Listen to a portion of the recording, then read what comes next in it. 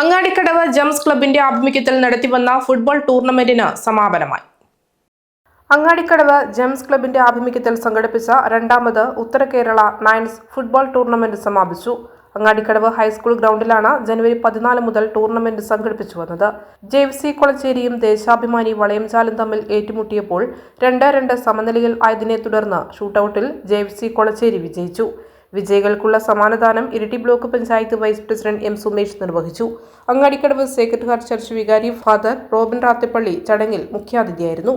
Gents club president Shiju Sebastian, father Robin Rathappally, block panchayat vice president M. Sumesh എന്നിവർ ചടങ്ങിൽ ആശംസകൾ നേർന്ന് സംസാരിച്ചു.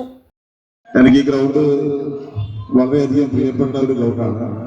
ഞാൻ വളരെ ചെറുപ്പം മുതൽ ഒരുപാട് ടൂർണമെന്റ് കളിച്ച് ഈ മൈതാനത്ത് ഒരുപാട് നല്ല ഓർമ്മകൾ സൂക്ഷിക്കുന്ന ഒരു മനുഷ്യനാണ്.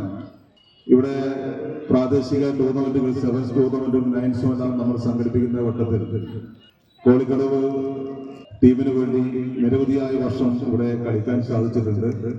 അങ്ങനെ ഇവിടെ ഒരുപാട് നല്ല ഓർമ്മകളും ഒരുപാട് നല്ല സുഹൃത്തുക്കളെയും എനിക്ക് ലഭിക്കുകയും അവരെ എല്ലാം ഇപ്പോഴും നമുക്ക് സുഹൃത്തുക്കളായി നിലനിർത്താൻ സാധിക്കുന്നുണ്ട്.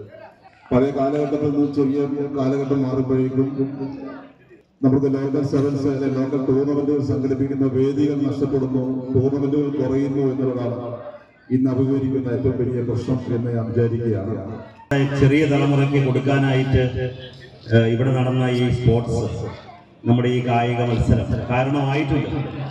കാരണം ഇവിടുത്തെ ഈ ഗ്രൗണ്ടിൽ ഇവിടെ ഫുട്ബോൾ മത്സരങ്ങൾ നടക്കുമ്പോൾ തന്നെ അതിന് മുമ്പും അതിന് ശേഷവുമായിട്ട് UP സ്കൂളിൻ്റെ ഗ്രൗണ്ടിൽ ഇത്രയും വലിയൊരു ഗ്രൗണ്ട് അവിടെയുണ്ടല്ലോ.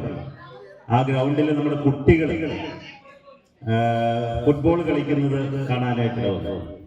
അപ്പോൾ തീർച്ചയായിട്ടും ഇങ്ങനെയുള്ള പരിപാടികൾ വളരുന്ന തലമുറയുടെ മുമ്പിലേക്ക് കൊടുക്കുന്ന വലിയൊരു ആവേശമാണ്.